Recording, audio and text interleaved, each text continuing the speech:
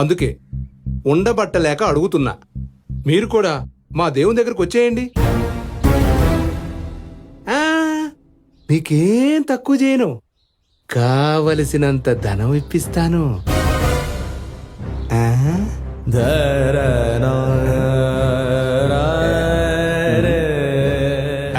నీకు తెలియందేముంది, ఈ రోజుల్లో ధనమే ఇంధనం. పైగా అసలే మీరు అవసరాల్లో ఉన్నారు. మీ దగ్గర అద్భుతమైన గాత్రం ఉంది.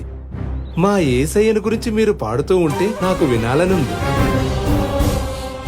ముక్తి కోసం భగవద్రోహానికి పాల్పడమంటారా? ఇది ద్రోహం ఎందుకు అవుతుందండి? సూర్యుడి కాంతి వల్లే పద్మం వికసిస్తుంది.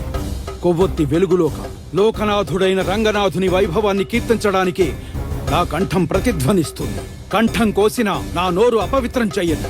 ఊరంతా ఒకదారైతే ఉలిపిరి కట్టదు ఇంకో దారి అన్నట్టు మీరొక్కరే ఉండి సాధించేదేముందండి? ఊరు దారి మార్చింది కదా అని సత్యం గతి తప్పదు. సూర్యుడికి కూడా గ్రహణం పడుతుంది. అంత మాత్రాన సూర్యుడి ప్రభ తగ్గినట్టు కాదు. ధర్మానికి పట్టిన ఈ గ్రహణం కూడా శాశ్వతం కాదు. తాండ్ర పాపరాయిల్లా డైలాగులు కాదండి.